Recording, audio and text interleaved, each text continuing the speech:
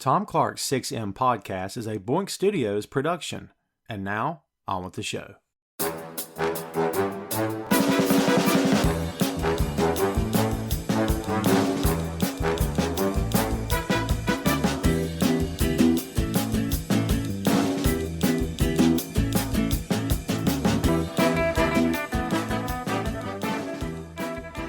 Hey, what is up? Welcome to Tom Clark's 6M podcast. I'm your host, Tom Clark, and in this episode I'm joined by co-host Chris Mueller. From the world of Hollywood comes one of the most popular action film franchises of all time, featuring a fearless character with unstoppable focus and merciless intensity on a quest for revenge in the criminal underworld he left behind long ago. We're talking about John Wick. John Wick is a character that appeared in a trilogy of films released between 2014 and 2019. Wick was portrayed by Keanu Reeves, who was already a bankable action star thanks in large part to his run as Neo in the Matrix trilogy. John Wick was a former hitman who had left his criminal career behind in favor of a new life with the woman he loved. Wick was allowed to leave the man he worked for, a Russian gangster named Viggo Tarasov, after completing a series of murders. Those murders established Viggo's syndicate, making him one of the most powerful men in the criminal underworld. When the first movie begins, Wick is grieving the loss of his wife to a terminal illness when he receives a puppy on his doorstep. The dog was a gift from his late wife as a way to comfort him after her passing. After bonding with the animal and trying to deal with the situation in the process, Wick was later approached at a gas station while refueling his vintage 1969 Mustang Mach-1. The men he encountered were mobsters who wanted to buy his car. When John refused, the men later showed up at his house and viciously attacked him, killed his dog, and stole his car. Wick swore revenge on the gang, most notably their primary instigator, who was none other than Viggo's son, Joseph. John's drive for vengeance leads him back into the fold and to an inevitable showdown with Viggo at the film's end. The trilogy centers on John's journey through the life that he once left behind. He encounters old colleagues, friends, and enemies along the way, many of whom play pivotal roles in his story. This cast of characters helped texturize the stylistic world that is the foundation of all three films. Plans for a fourth and fifth film are in the works, as well as a spin-off movie and a TV series based on the hotel that John frequents throughout the story. The John Wick trilogy earned just under $585 million at the box office, with all three films being widely praised by moviegoers and critics alike. The high-octane action, combined with the film noir undertones and fight choreography, make John Wick a favorite of fans all over the world. And that's the lowdown on John Wick. Until the Matrix movies, Keanu Reeves was Theodore Ted Logan. That's how I knew him. I know he had been in other stuff, but for me it was Bill and Ted all the way. I'm still a major fan of that first film. Part 2 is okay. Part 3 for me didn't work. That's another podcast for another time. So when the Matrix movies hit, I think a lot of people had the same thought I did. Hey, that's Ted from Bill and Ted. He's an action guy now. Cute. We'll see. And then the Matrix exploded and it was awesome. And he was great. So fast forward to John Wick and I'm like, you know what? Why wouldn't this work? I just didn't know how much it was going to work and how much I was freaking going to love the character and the movie. And there's been very few movies, I shouldn't say of this genre, but maybe of him. Like, I don't know how many times I've actually sat down and watched the first Matrix film. I enjoyed it, but I've seen John Wick so many times. And it's one of those movies I can just sit down and either get something cool out of it that I didn't notice before, or just relive the thing and just fall in love with it all over again. And he's perfect in it. And we're going to get to all that stuff on this episode. Chris, let me ask you, what is it about this movie that makes it so freaking cool, man? Why is this such a cool movie? I think this movie doesn't get bogged down in a lot of the tropes that we see in action movies these days. Like, the story is very simple. You know, people break in to man's house, kill his dog and steal his car, don't realize this man is actually the most dangerous assassin that, they're ever seen. And he goes on a revenge spree. I mean, it's a simple story that we've seen before. We've seen revenge movies going all the way back to like the Charles Bronson stuff, but something about the combination of the stunt choreography and the fight choreography, the dialogue, the stylish way that everything was shot, like it all just sort of melded together to create this kind of perfect film, honestly. Like I really can't find much fault in the first John Wick movie. Like you either love it or you don't. But if you don't love it, it's not because there's anything wrong with the movie. It's because it's just not your cup of tea. Like it's very deftly made, and I can't really think of another movie in this genre like it that captured me so quickly where I was like, man, this is just fun from start to finish. The one movie that jumps to mind for me, and in fact, it jumped to my head when I first saw this movie, was Payback. And Yeah, and I know the Mel Gibson stuff, man. I know a lot of it's out there, and I got feelings about that. And by the way, Fat Man is a quirky, good film in my opinion. It's crazy, but I enjoyed it. So I enjoyed this guy. Just as a side, I wish Mel Gibson wasn't so Mel Gibson, yeah. um, because I really enjoyed his work. But Payback for me was a lot like John Wick, in as much as there was humor, but there was serious, there was bloodshed, there was violence, but it's just got that. I don't want to use the word humor again, but it's got that style, like you said before, and it's got that tone through the whole thing. And the fact that he was doing all that for 70 grand, and no one could believe you're doing this for, are you out of your mind for 70? Are you lost 70,000? That's it. Didn't And it's everybody like, think he wanted 140? yes, He has to keep reminding people it's only he's, 70. yeah, he's rolling his eyes. He's like, look, all I want was, oh, it's made 70 grand. They're like, you're kidding, right? And it's the same thing here to me. It's like, you're doing this because of a dog. Have you lost your mind? And it's not till, and I'm jumping way ahead here, but it's not till he's tied to the chair and he gives his reason. And you're like, man, there's moments of this film that hit you in the heart when you least expect it. And that hit me when he talked about, that was my chance to grieve. That was my chance to deal with this. And your son took it away from me. And I'm like, oh my God, that's so freaking great, man. Like that one moment for me just defined this character to a T. Oh yeah, that scene in the warehouse when they're about to try to kill him. That's one of the selling points of the movie because that's where Reeves like really pulled out his acting chops. Because up until that point in the movie, most of what he's doing is just either kicking ass or brooding, and that's like Yeah. his first real monologue of this is what my character is, and I mean he just sells the hell out of it. And Keanu Reeves, let's be honest, he's not known as a Shakespearean level actor, but Right. when he puts everything he has into something, he he pulls it off beautifully. Like you were saying with the Bill and Ted stuff, like Bill and Ted works because him and Alex Winter just embodied those characters and did such a good job. Like if you had just stuck any other two random stoner actors, them those movies might not have been as good. It's because of the people that were involved. And this movie, the casting was perfect because it's all these people that you've either seen in minor roles or haven't really seen before. So you're not constantly getting caught up in, hey, I know that guy, or hey, that's that person. Like it's a very confined story in that way, which I think helped it. I think the casting of kind of a lot of not big name actors in addition to Reeves sort of helped the movie in the long run. I agree with that. And that's one of my arguments against Halle Berry having anything to do with the franchise. And I'm skipping ahead like crazy, man. But to me, I'm like, oh wait, like I was almost disappointed to see her. I'm like, no, come on, I didn't need this. I like her, but like you said, like a lot of the charm, if that's the right word, of this franchise was that, like you said, oh wait, I recognize that guy, but it wasn't so. Oh my God, it's him. It was just, hey, I know that face. That guy looks familiar. She looks familiar. But then you got Halle Berry, and it's like, okay, wow, why? So yeah, I love the fact that the one mobster's right hand man is like mostly known for those insurance commercials. mayhem. Yes. Yeah, I know that guy personally. My association for him is Liz's terrible ex boyfriend on 30 Rock.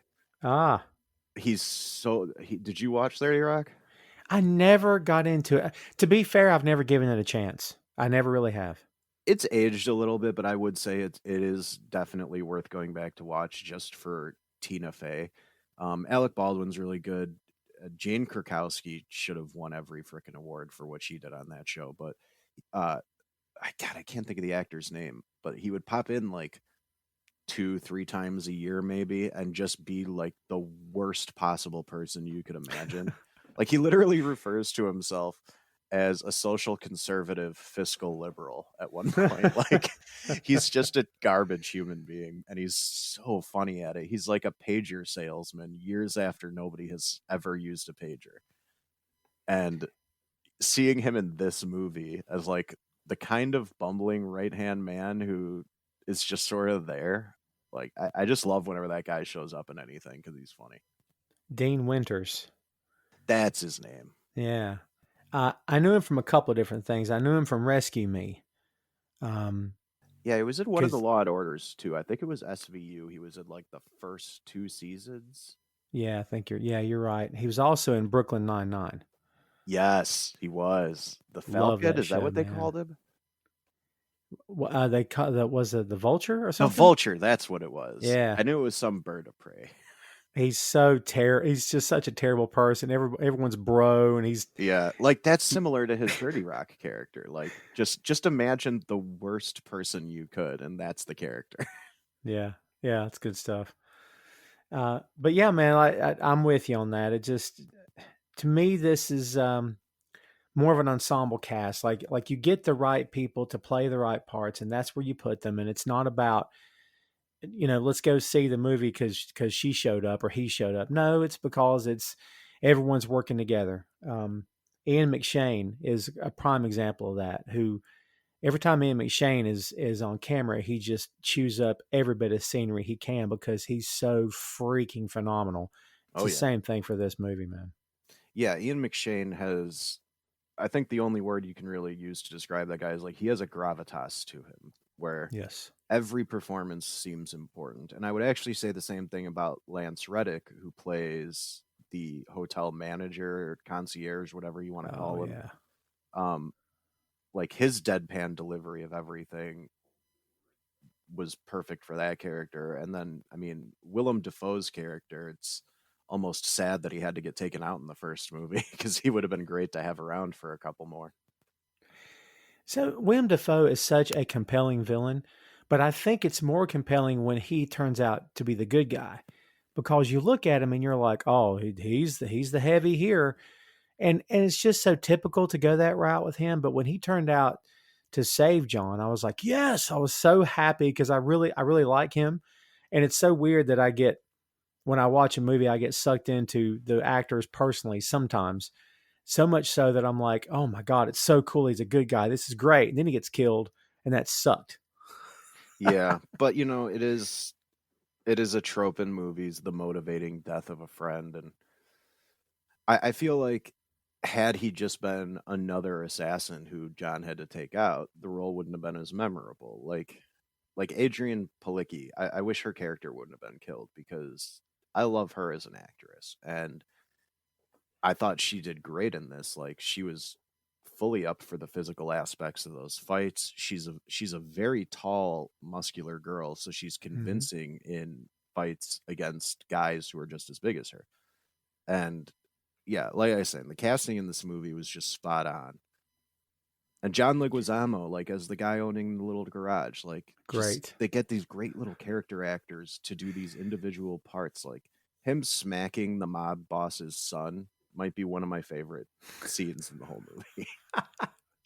Aurelio was the Mm-hmm. character's Mm-hmm. name. And it's that, where'd you get this car? And the kids just make it like having a good laugh. He goes, where did you get this car?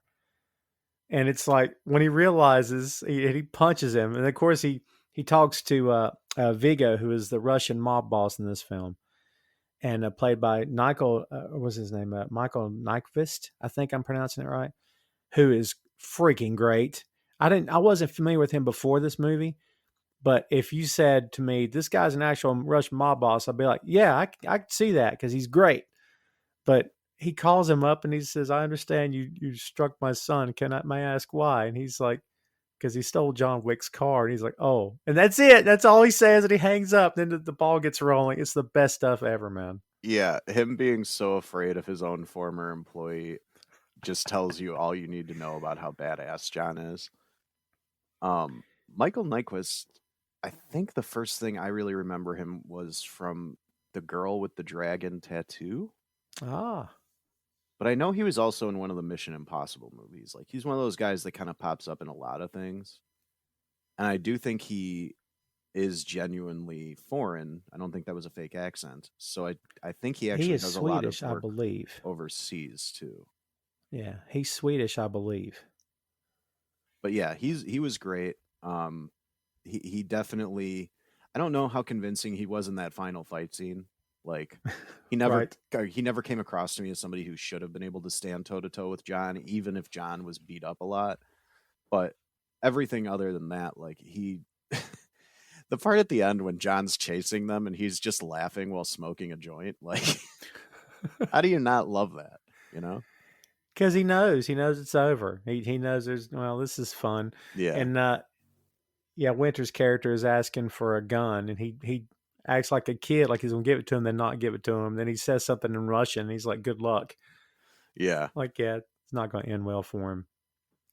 Uh, Baba Yaga, the whole the whole bit about John Wick being the boogeyman, and the fact that the mention of his name is enough to send John Leguizamo's character just, oh my god, you have no idea what you've done. And then Vigo has to let his son know it's not that you stole the car, it's who you stole it from.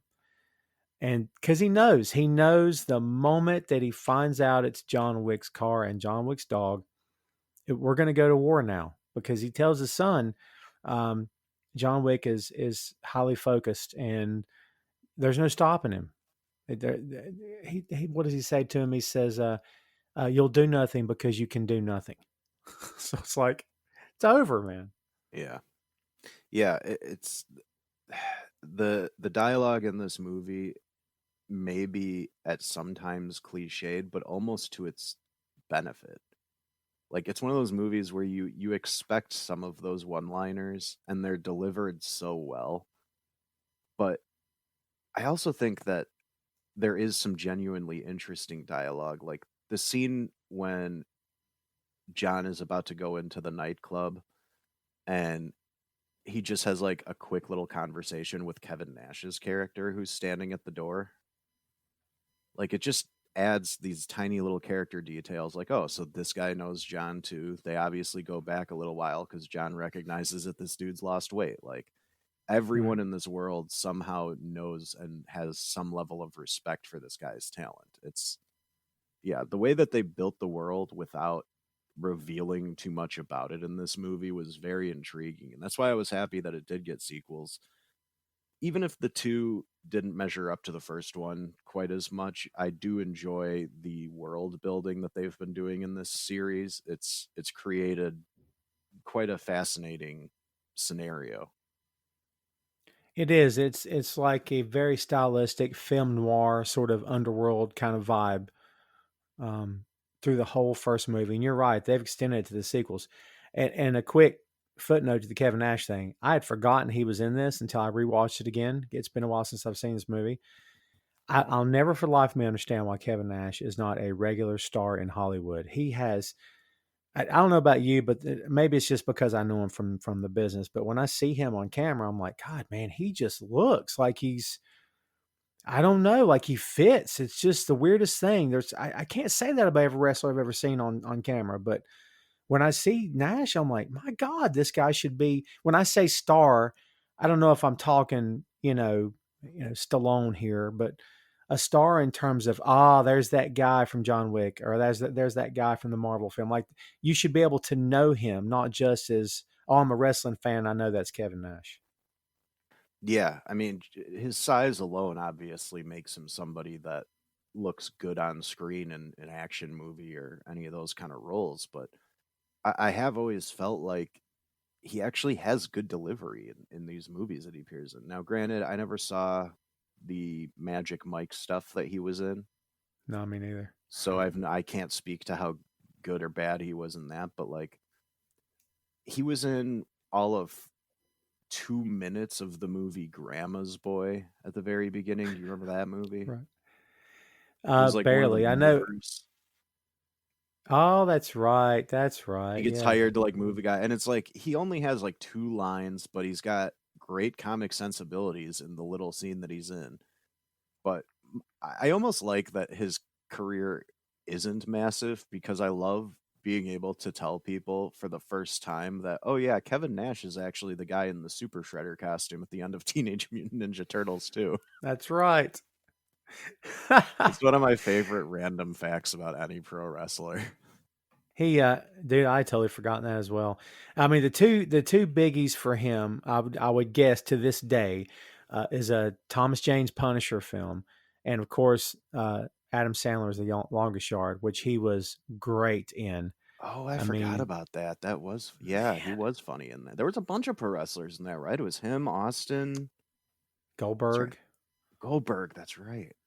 Yeah. yeah, Yeah, that's a good he's got podcast good right there. comics timing. Like he was always funny in WWE and WCW when he wanted to be. Like Oh yeah, I don't know why he doesn't get cast in more stuff. Maybe it's by choice. Maybe he's very picky.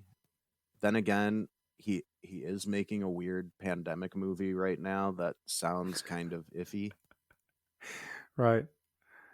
I mean, I don't know how you feel about that, but depending on when this particular episode is released, when this thing is over, I don't know if I'm going to want to go back and think about it. I just would rather move on with life. But um, Yeah, it's going to be a yeah, weird little footnote in our lives. yeah, let's hope that's all it ends up being at the end of the day, and everything we come out of this thing on the other side in fairly good shape. Yeah, I love Nash, I do, I can't help it. But like I said, he fits in this film, and the tone of it, the style of it, my God, and like you said, the world building that's going on is fantastic. Um, So the first movie's got, like we said, the tone. What about Vito's son? And I'm not a Game of Thrones guy, so I didn't recognize this actor at all. So are you like a Game of Thrones fan? I am not. I am one of the few people that could not get through like 2 or 3 episodes and just gave up on it. Like so I had no idea he was in that until you just said it, honestly. I Alfie mean, he did a Allen. He played Theon Greyjoy in Game of Thrones. I mean, that's not a name I've ever heard. Like, I've heard, the 5 or 6 big names, Daenerys and things like that. But yeah, I didn't know he was in that. Like, I didn't even know Pedro Pascal was in that until the Mandalorian started getting big, and people were like, "Oh yeah, he goes starting Game of Thrones." I'm like, "Oh, well, okay." Yeah, I didn't know that either. I just thought he was from Mandalorian. That's what I referred to him anyway. I was like, oh, the guy in Wonder Woman. Oh yeah, that's the guy from Mandalorian. I know him. So yeah, that's how I Thank bill him when God I he has talk that about him. Mandalorian too, because other than that, like his big role besides Game of Thrones was that terrible Matt Damon movie, The Great Wall. He was like Matt I Damon's best friend never, in that movie. I never watched it. It's not I just, worth your time. yeah, I couldn't trust it. When I saw the previews and the premise of it, I'm like, so this white dude show. All right, so I just imagine the pitch meeting. All right, guys, stay with me. This white dude shows up in China. Okay, he's got this idea about a wall. Everybody, stay with me here. Like, wait, what? Back up. What? A white guy? Say again? I'm like, nah, I'm out. Uh, Yeah. In fairness, it's not necessarily a white savior story because like ah, the Chinese people that he encounters have been fighting these aliens for decades and I God, I can't believe I just said that sentence. Um yes, they're but very capable at what they are doing and have been holding them off for a long time. What bugs me about that movie is just ignoring the fact that the Great Wall was not started as one big project. It was several small walls that were eventually connected over time.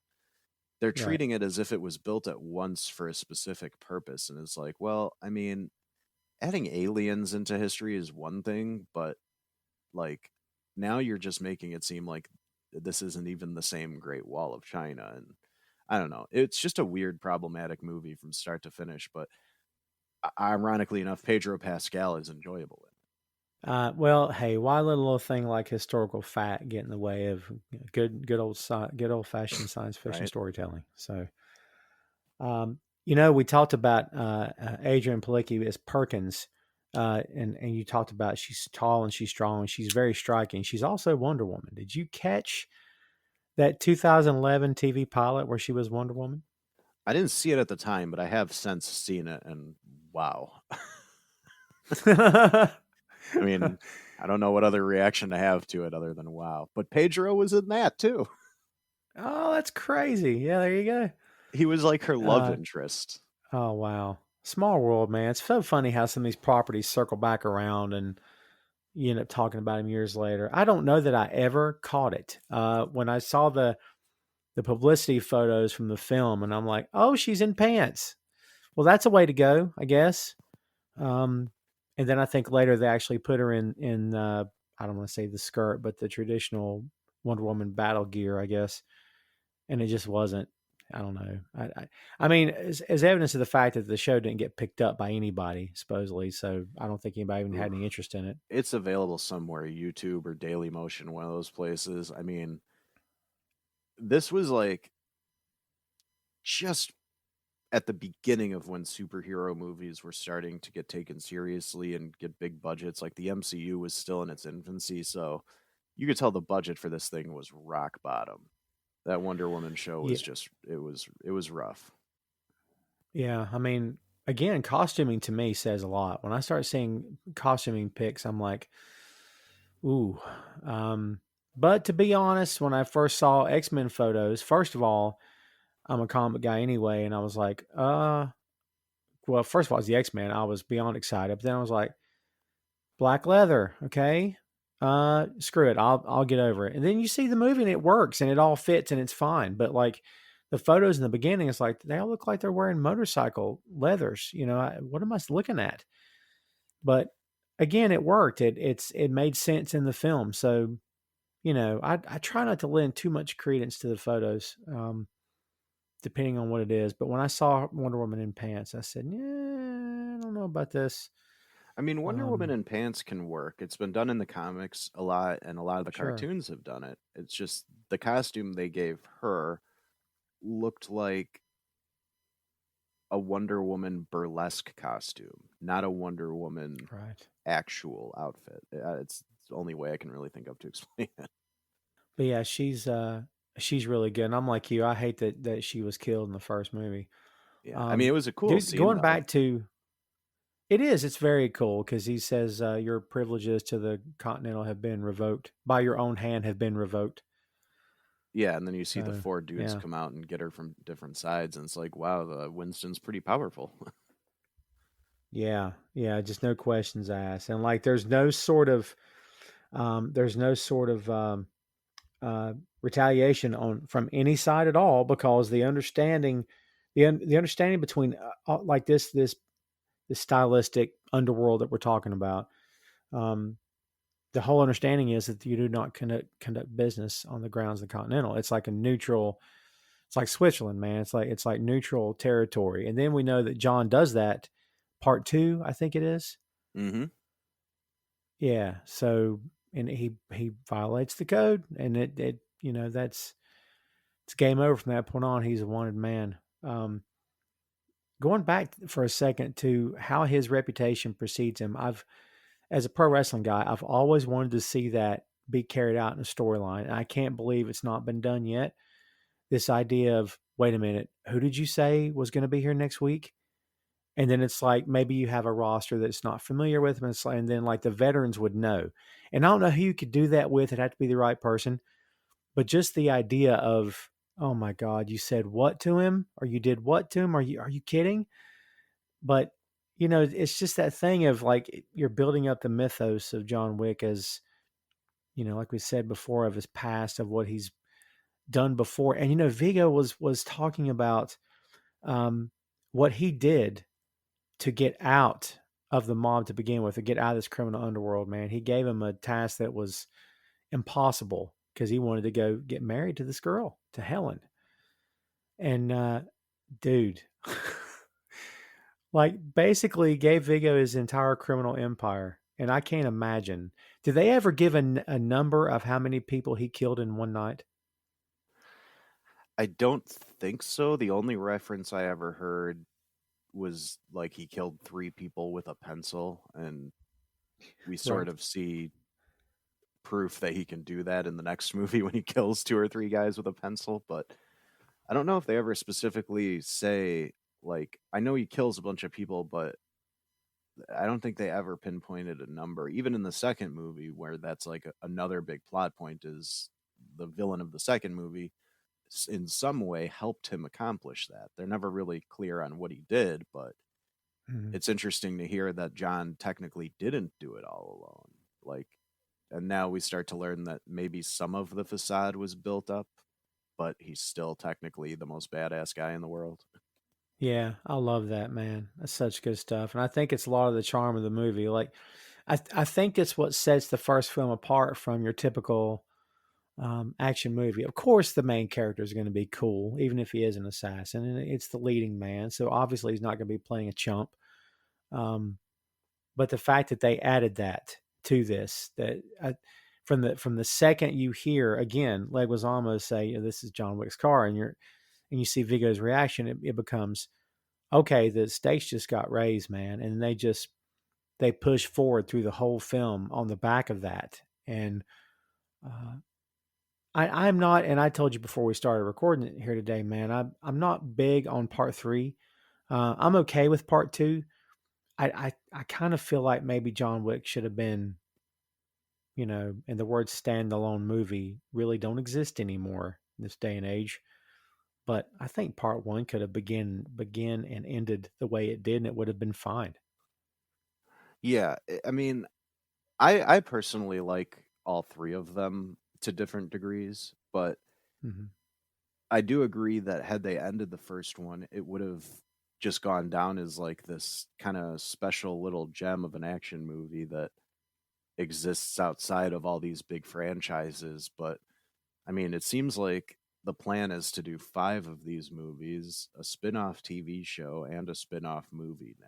Yeah, that's Like, the have word. you heard about all those plans, like the ballerina movie and the Oh Continental yeah, TV show? yeah. I mean, supposedly they're moving forward with all that, and I mean, you have to wonder um, how the pandemic is going to affect all this moving forward because there's protocols all these productions have to follow, and um, yeah, I mean, supposedly Chapter 4 was 2022, Chapter 5 was 2023, which I assume means they'll be filming back to back, which may not be easy to do now. Um, and the ballerina to be announced, and then the Continental. Well, it's to be announced. They were talking about it as recent as 2018 and said that it was a green lit and it was going to be pushing forward. Tom Clark's 6M podcast is sponsored in part by Radius Law Group. Every day, Radius helps individuals, families, small businesses, and nonprofit organizations throughout North Carolina, Florida, and Pennsylvania resolve their legal issues by providing effective legal counsel in the areas of estate planning, as well as elder law and Medicaid. Radius Law holds the radical belief that working with a lawyer can indeed be enjoyable.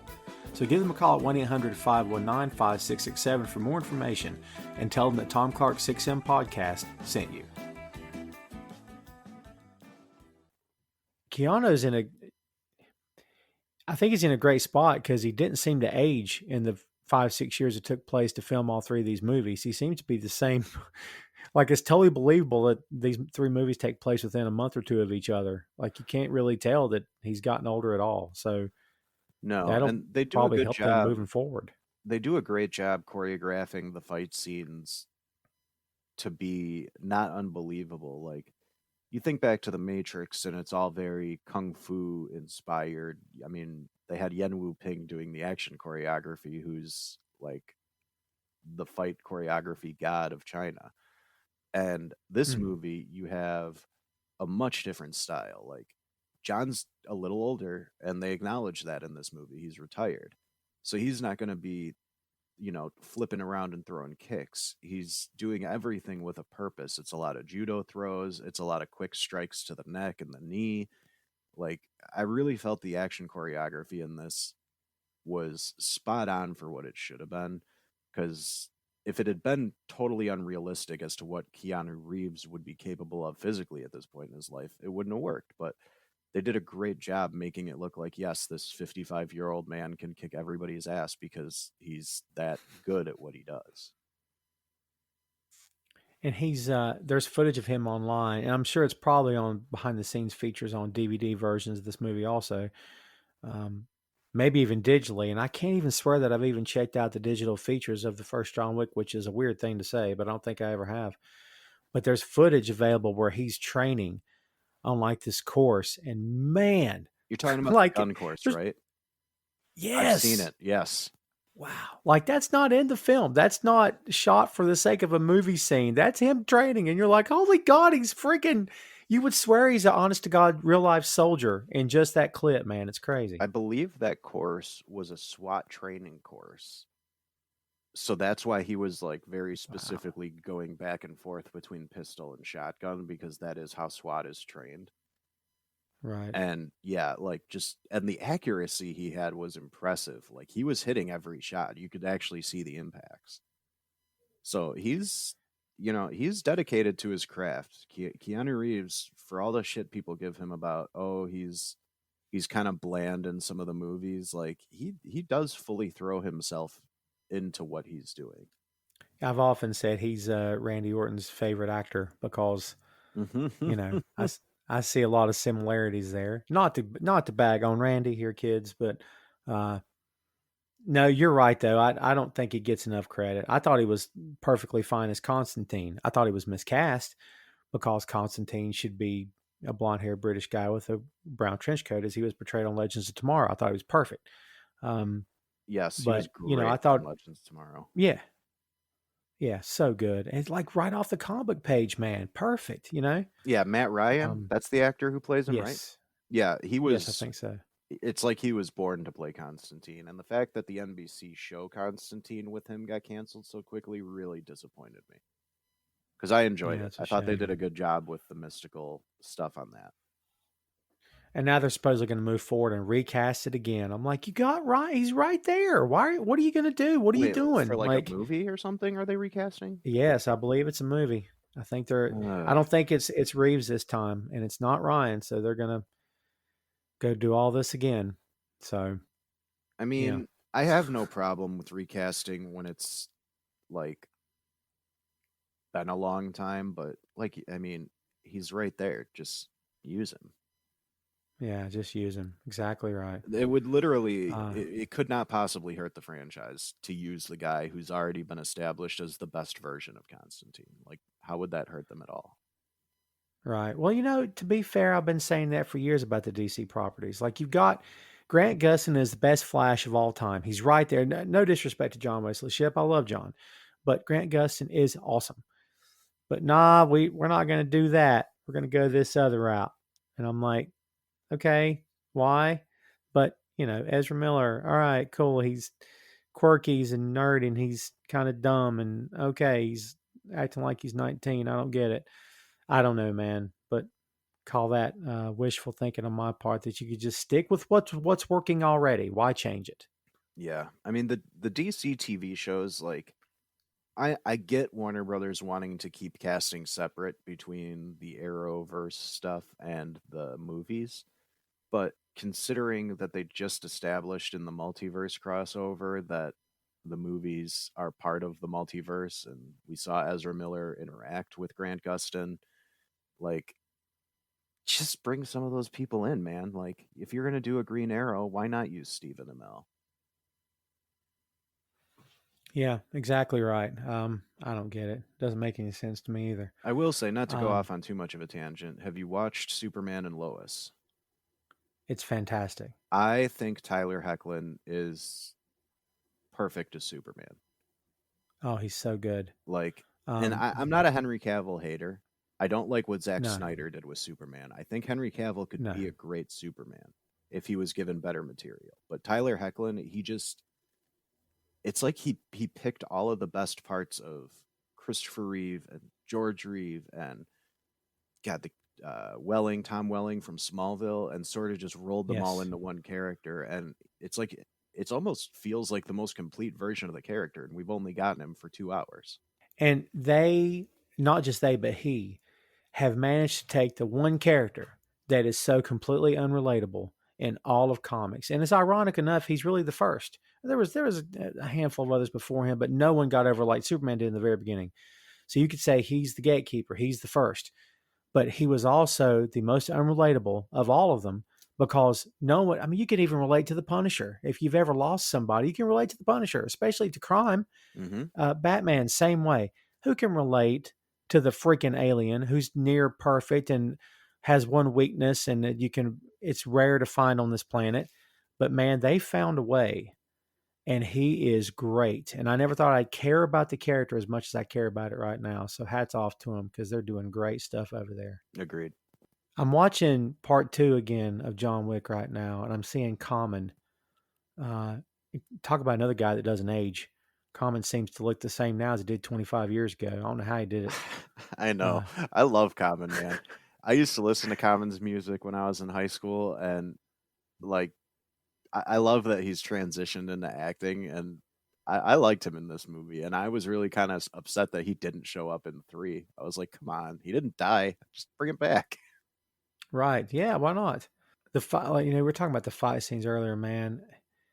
I get it. It's Hollywood, and yes, it's choreographed. It has to be, obviously, and it's a lot of stuff. You're like, oh, come on. But no, I'm with you, man. A lot of the stuff in the John Wick movies, you're like, no, yeah, if that were me and I knew what I was doing, yeah, you would first the chest, then the head, or I mean, because it's close quarters. I know that sounds gruesome, right? But this is not one of those. I'll punch him and he'll fall down and I'll run. No, if your name's John Wick, you are killing everyone you come into contact with because you can't afford to get killed. I mean, you're on a mission and you've got an objective, and everyone, he just twice in the chest, and it's just he's very efficient.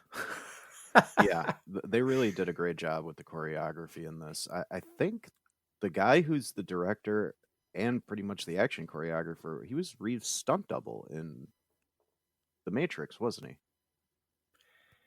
That sounds right. And when I looked up some stuff on this, I think he also did stunt work for Brandon Lee in The Crow. Am I getting that wrong? I'm not sure. I can actually look it up right here. Chad Stahelski. Yes, and I couldn't pronounce it, but I think that's how you'd say yeah, it. Stahelski. Yeah.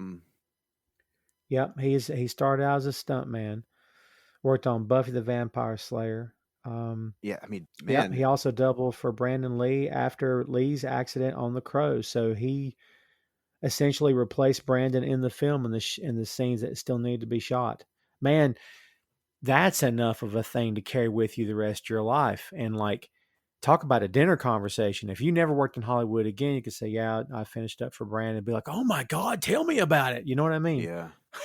Yeah. That man. That whole story with Brandon Lee was crazy. And looking at Chad Stahelski's profile here, it's like man, he's done stunts for way more things than I realized. Like he did it for Constantine, Mr. and Mrs. Smith, V for Vendetta, just tons and tons of recognizable movies. And it looks like he's been working pretty steadily since about the mid 90s. So he's been around the block for a while. Um, and this is actually not an uncommon thing these days to have these stunt choreographers, stunt directors starting to direct action movies. In fact, I think the director of that, what was that Chris Hemsworth movie that came out on Netflix recently? Oh man, really good flick, by the way. The director of that was an action guy, like a stunt choreographer, and that was like his first movie directing. And some of the action scenes in that were unbelievable. Yes. So it's cool to that we're starting to see people transition from one place into another, and their skill sets are paying off. And I think he did fine. I mean, if I didn't know at the time, it was so it's a stunt man directing this movie. I've been like, shut up, come on. But then when you go back and watch it again with that knowledge, you're like, okay, I can totally see that. And plus, it's a good movie. Like you said before, the dialogue is not always. I mean, no one's winning an Oscar here, kids. But at the same time, it's like there's really good actors in it, and when they deliver their lines, they're very convincing, and you get sucked into this. At least I did. You get sucked into this world, and it's a fun thing that they never. And you listen, correct me if I'm wrong, Chris, but I don't think they ever really elaborate. Okay, here's the city we're in, and you see what I'm saying? Like, do they ever get? Unless I'm just misremembering, they never really get that specific with where they even are, do they? I mean, I thought in the second one they sort of made it clear it was New York, but that may have just been some of Hmm. the landmarks I was seeing that made it look that way. Right. Um, but yeah, it could be a stand-in for a lot of major cities. Yeah, and I thought that was really cool. That's fun stuff to me. Like this kind of story could happen as long as it's a major metropolitan city. It's got good guys, bad guys, dark like an underbelly happening, and the underworld that regular people during the day don't really talk about or even encounter. You could, I mean, this could be Tokyo for all we know. It's just that real neon thing happening, and then it's the colors, the blues and the grays and the blacks at night, and it's like I think that's part of the charm of this is that they don't really get too wrapped up in okay, here's where we are, here's the year, here's what's going on in the world. Like they don't really care. It's just I like the idea that this could take place really at any time. I mean, there's cell phone technology, so that I mean, obviously it's not dated backward or anything like that, but um, I don't know, man. For me, I just like the idea of this being able to take uh, this just can take place anywhere. What about the fact of and I don't know if you've ever been into the Expendables films. It's another rant for another time, maybe. But Yeah, I've seen them all. to me, oh, dude, they're a guilty pleasure for me. Yeah, I can't help it. And no one's winning Oscars there either. I mean, when do we get Keanu Reeves in the Expendables, man? Because I think it's. I mean, how many action guys are left besides The Rock and Batista that's not done an Expendables film? yeah. I don't know. I mean, I hate to say it, Reeves might be just slightly above the Expendables films. I don't know if I want to see him in those. Like, I mean, I would have said the same thing about Harrison Ford, man, and he showed up. yeah, but he didn't like really do much. Oh, that's It's true. Harrison Ford. You can't expect him to do too much. But Very yeah, true. I don't know. The Expendables movies, they're like guilty pleasure is a good way to put it. Um, and I do enjoy seeing some of those guys that we haven't seen in a long time get roles again. But yeah, I don't know. I feel like Keanu Reeves would look at those movies and be like, "Nah, I'm good." I mean, I'll be honest with you. If he would just go all in, I think he's your villain. I'm telling you, See, now he's that the would be heavy. interesting. I would prefer to see him Oh, play the villain in an Expendables because he plays the villain so rarely. very I true. mean, God, I can only think of like one example, that weird stalker movie that he made. I don't know if I've even seen that. What was the name of that God, film? it was not long after like the second or third Matrix. Uh, He just played like a super creepy stalker that this woman had to get away from. I'm trying to look it up right now. and him as a villain is very intriguing to me because, and I go back to Mel Gibson. I thought Mel Gibson was great in The Expendables. The idea that he was, and dude, there's moments when he's in that film. No disrespect to the rest of the cast here, but man, he is clearly overshadowing in some parts of that movie. Like you can see who's, there's some talented guys in here, but man, he's yeah. So we might get that too if Keanu ever shows up in one of those films, man. Yeah, I mean, the Expendables do a great job highlighting why those actors are enjoyable in the roles that we've watched. Like even Jean-Claude Van Damme was fun as the villain in that. Wow, wasn't he? Yeah. Crazy fun. It's like, man, I really wish Mel Gibson wasn't such a terrible human being because he is Yes. really enjoyable to watch on screen. Like the Lethal Weapon franchise, I don't care how bad some people think 4 is, I still like watching all 4 of them.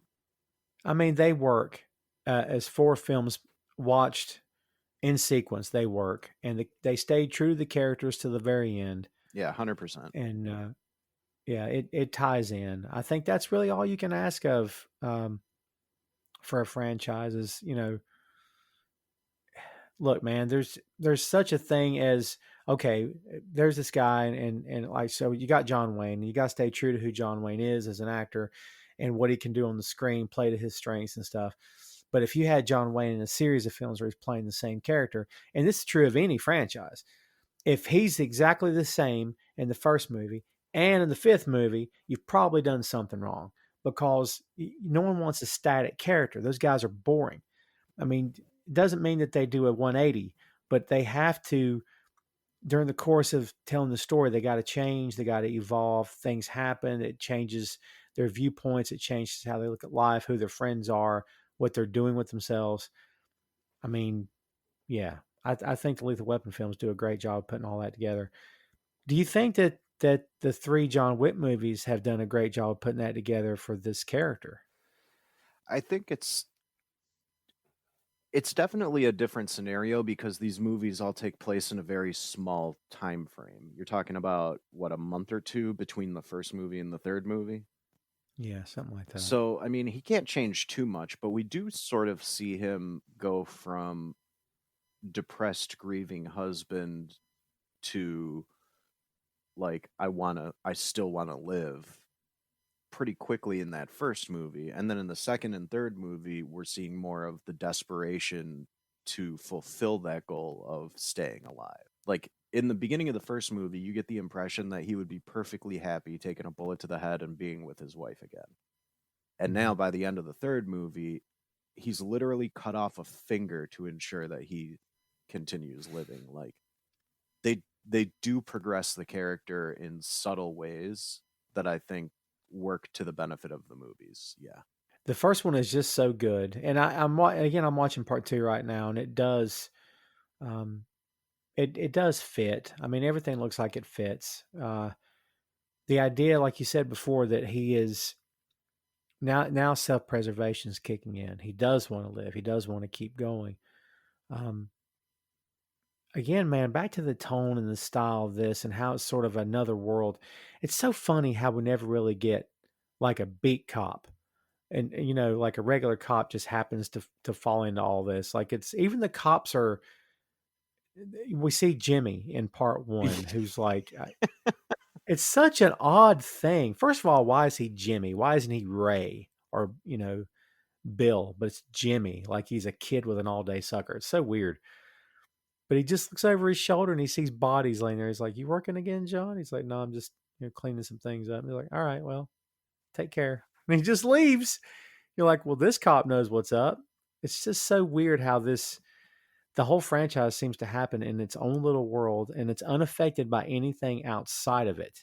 Like everyone's dialed in to every scene. Yeah. It's such an odd thing. They've created an interesting little ecosystem because it's like That's a great word. they Yeah. have these gold coins that they use for everything, but they didn't feel the need to tell you every little detail about why they use these gold coins and stuff. He's got a cleaning service you can call that disposes of bodies. We don't need to know much more about those guys. They show up and they get rid of bodies. That's all you need to know about those guys. Right. And like this movie does a great job of giving you just enough to keep you satisfied, but making you want to know more. And I do think the second and third movie did a good job expanding the world of John Wick. Even if I didn't feel like we needed all that information, it was still cool to get. Like, I actually did enjoy the scenes where he goes to, what was it, Casablanca, Hmm. and even though I agree with you that like they could have cast somebody a little less famous than Halle Berry and it probably would have been a little more interesting. I actually thought Halle Berry did a really good job in this, especially when it came to the physical stuff. Like Right. after that movie, I would have watched a movie that I would have watched a spinoff about her character, honestly. Like a badass woman with two dogs just taking people out. Yes, give that to me. Yeah, I mean she's crazy talented. I don't know, it just sticks out to me. Yeah. I had forgotten that what's her name? Ruby Rose, is that her name? Yeah, in the second movie, yeah.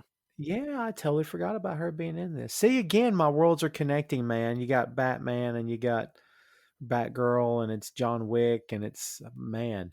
I mean, with the way superhero franchises are going, at some point everybody will have been in something. Like, That's a good I mean, we point. literally have Glenn Close in the Marvel Cinematic Universe.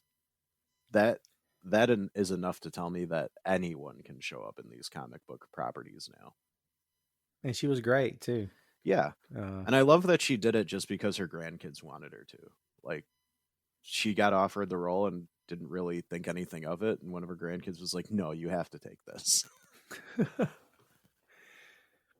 and it was the same reason Tim Roth did. Was it the Incredible Hulk?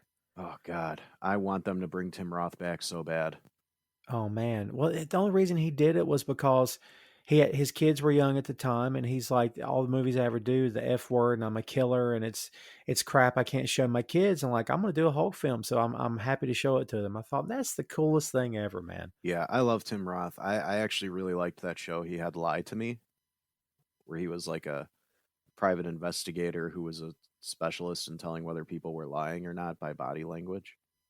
Right. It was excellent.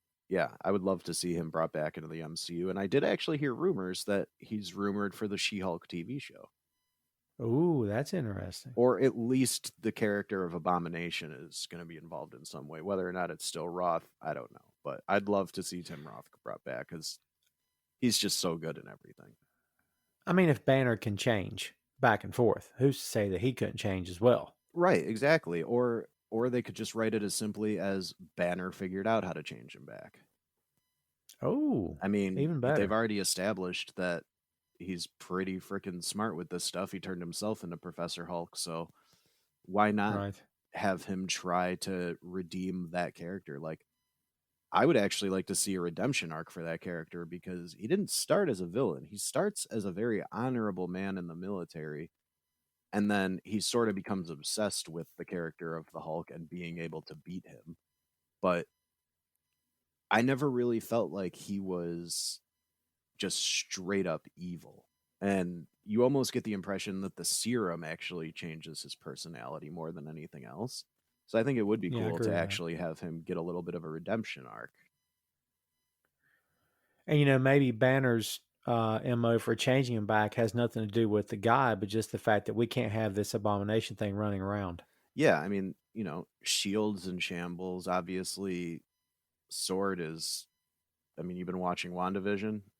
Oh yes, Yeah, so absolutely. Sword has got its own issues. I mean, who's even watching over Abomination anymore? So, yeah, it Good would be point. great to just see him brought back for really any purpose. You know, going back to the gold coin comment, I think you put it great when you said world building and how they've created these environments, this atmosphere, and they don't feel the need to tell you everything. Even to your point about the coins, I didn't know they didn't have monetary value. There's no cash value to these coins. The value is that you have them to begin with. That the fact that you have them and that you give them, it's like it's not even money. It's just, oh, okay, so he's giving me this, and that means this, and it's more symbolic than anything else, man. It's like this whole John Wick thing. It's like, okay, we didn't create this for you to come watch it in the theater. This wasn't created for you. This was already here, and we're just going to let you see what's happening. Yeah, they really you're right. There's really more of a symbolism to them. Like, they're definitely currency for that underground society in some way, but you never really see Right, anybody defining like, "Oh yeah, you owe me 5 coins." John just hands the dude right, 5 coins because he knows that's what the job is worth. So right. they did. The guy in 3 does sort of give like a minor background story about the coins and the markers, doesn't he? When he's like over Now that you said that expositing, out loud, yeah, that but does like he sound doesn't familiar, but I couldn't tell he you. doesn't give a ton of detail. It's like he basically just tells a funny little anecdote about why they were first minted or something, but they still hold back just enough to where you don't know exactly how that economy works. You just know it exists. Yeah. Again, it's not like you show up to these with these things, and who knows how much gold is actually in each coin. And I don't know. I don't want to get too wrapped up in that, but to me, it's almost like, well, this is not something I'm going to go, put my kids' college fund behind, but this is something that we use for each other, like in our own little our own little private enterprise. Like, and everyone in this world knows what it means. And you know what? Not that I want an underworld of assassins just to exist, because that's kind of frightening, terrifying, actually. But everybody's so cool. Like, I don't know of one character I'm like, God, this guy sucks. Except for Vigo's kid, he's an idiot. But everyone else was like, everyone here is just the coolest, man. Like, I wish I could be this cool just for 10 minutes in my life. Somebody be saying, man, that Tom guy, man, he's slick. I never get that. You know what I mean? I'll never be as cool as anybody in these films, man. Oh, I know. Like even the bad guy in number 2, Santino, like Yes. he's a douche that you want to punch in the face, but he's still cool somehow. Like he Yeah. looks good in a suit. He Yep. delivers his lines well. Like you're right. Like I'll definitely never be as cool as any of the people in this movie. And even like when they all have the contract goes out to get him, and you've got the girl who's playing the violin like in the subway and just pulls a pistol out from underneath of it and shoots. Like, it's crazy, man. Like, and everybody in, like, the sumo guy in the suit, Yeah. like Yokozuna out there or something, tackling him in broad, no, I shouldn't say broad daylight, but there's all kinds of people around and no one's stopping to say, hey, is this guy okay? It's so weird. I will say that there's some scenes in 2 and 3 that are a little over the top. Like this scene in the train station where they're literally just stabbing people and dying, but nobody's noticing these dead bodies on the ground. It's like, all right, we get it. New Yorkers have seen everything, but somebody would scream. Like,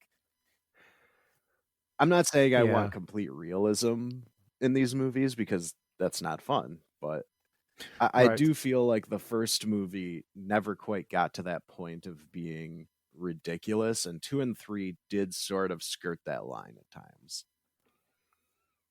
It's almost like by part 3, the whole universe became self aware. Right. And it's like, oh, we know we're cool.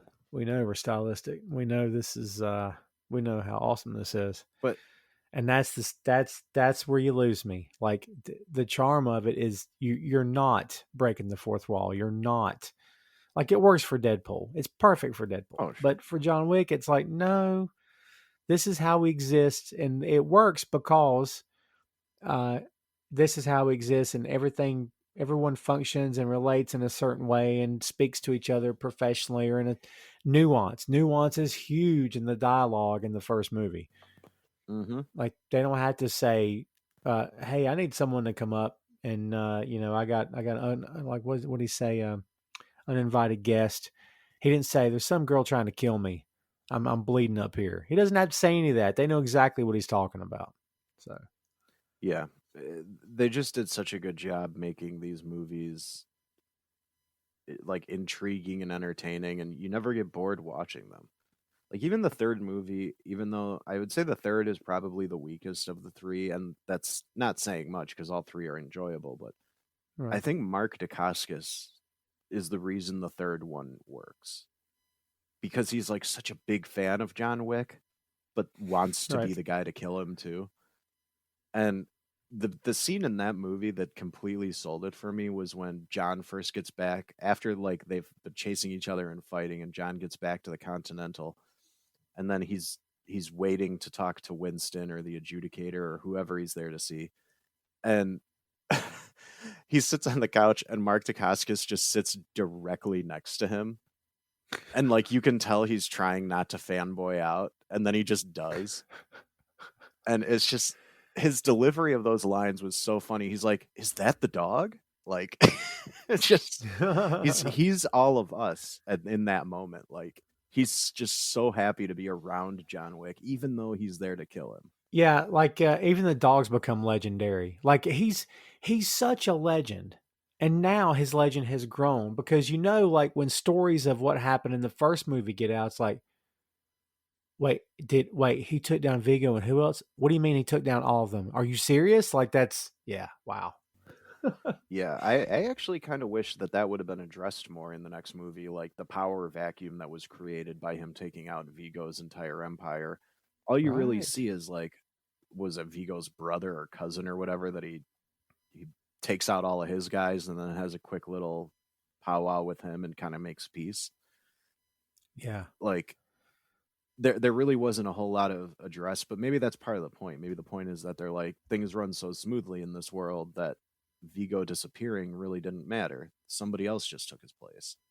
Yeah, and dude, that's a great point. I never really thought about that before. You would think that that would have been a focal point of part three. That maybe they would circle back around to it, but I guess they figured they tied up loose ends at the beginning of part two, maybe with it. I don't know, Yeah. but yeah, It's it would have been John's interesting to story. see. Maybe they just felt it wasn't necessary, like, to telling his tale, you know? Yeah, and plus, why would you want to be the guy that fills in? Like, I guess the idea would be, all right, we're taking over where Vigo and the Russians were. All right, here's the deal. Everybody huddle up. Don't piss off John Wick. Okay. Is everybody clear? All right, let's go do this. Like, Yeah. I think and with these movies, one of the big selling points for a lot of like casual action fans is just how interesting all of the characters are. Like, we've seen a million action movies, but they've they've managed to build all these like minor background characters into characters you want to know more about, and that in itself is kind of an achievement. that's an accomplishment for any action film. Instead of it being just a two dimensional, um, I should say one dimensional kind of character that's all bang bang shoot 'em up. There's layers, there's textures here to this world. Hmm. Like, even the Makes sense. adjudicator, like, even her with her completely level delivery of every line, like, she shows no interesting character traits, and yet the actress playing her, Asia Dillon, I believe her name was, um, Yes. just she just had this presence about her on screen where you immediately are like, I get why all these people respect her. Oh yeah, and I was just looking at the cast list for part three. Like Angelica Houston is in it, um, and she's great. I don't think I've ever seen her do anything I wasn't a fan of, because at least of her. Um, Dacascos is awesome. He's another one of those guys that just doesn't age, man. No, not Like at he all. I just, mean, yeah. he's kept himself in incredible shape too. So, like, I mean, he's probably around the same age as Keanu. He might even be older, but he was moving around better than Keanu was. Oh yeah, this guy, 57. This guy, Yeah, so he's right around the same age as Keanu. yeah. It's mind numbing to me. Oh, Keanu Reeves is 56. Man, that's Makes me feel dude. old too. I'm getting old. Yeah. Older. I don't know. I'm gonna say older because it sounds better than getting old. Um, yeah, because again, I even to this day I look at him and I can still see Ted, and they were kids, and I was a kid, and I want to be a kid again sometimes. So, Yeah. um, Hell, I even loved very Bill and humbling. Ted 3. Dude, I gave it a chance, and honestly, within the first 20 to 30 minutes, I'm like, man, I can't get into this. To be honest, I should go back and give it another chance because I know they both were really fired up to do it, and they both had a blast. And I followed their social media during the filming, and they just look like two kids again, just having so much fun doing that movie. I'm like, man, I've got to go back and give that a chance again, man. I will actually say that the best part of Bill and Ted 3 were the two daughters. That they were the reason that I actually liked the movie so much. Hmm. Um, I mean, Bill and Ted, obviously, it was fun to revisit those characters, but I was worried that going into it, like, oh, they're gonna make it more about the daughters than Bill and Ted. They're gonna try and make it into a spin-off. It's gonna be real cheesy. And then those two actresses just absolutely killed it. Like, the girl playing Keanu's daughter perfectly channels the body language that he had in those first two movies, to the point where it's almost kind of creepy. The way she just carries herself, like the way she moves her shoulders and her arms when she talks, like, you could tell she studied those first two movies and really practiced getting down the way Keanu moved. Man, you're convincing me to go give it another You chance. should. Maybe I'll do You that. definitely should. And it's one of those movies, it's like, it's a nice tight 90-minute movie. They didn't feel the need to drag it out for 2.5 hours. It pretty much takes place in real time. Wow. So yeah, like they pretty much have, I think at one point in the movie, somebody gives them like a deadline of 87 minutes to do something, and there's pretty much 87 minutes left in the movie at that point.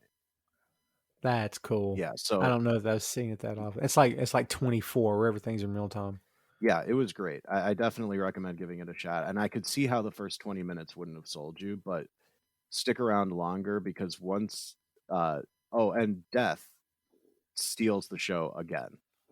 Like he was the best part of Bill and Ted 2, and he's one of the best parts of Bill and Ted 3. Same actor, He's just great.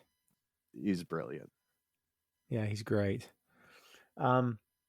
So there's a lot more John Wick to come. I'm sure Reeves is still on board. And I'm sure there's some more stories to be told.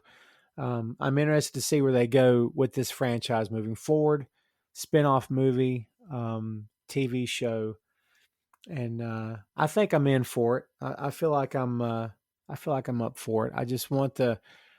I want the charm to stay there, and I want the humor to be there as well in the doses it needs to be, and I want the action to be as intense as it ever was, and I want the storytelling to be on point.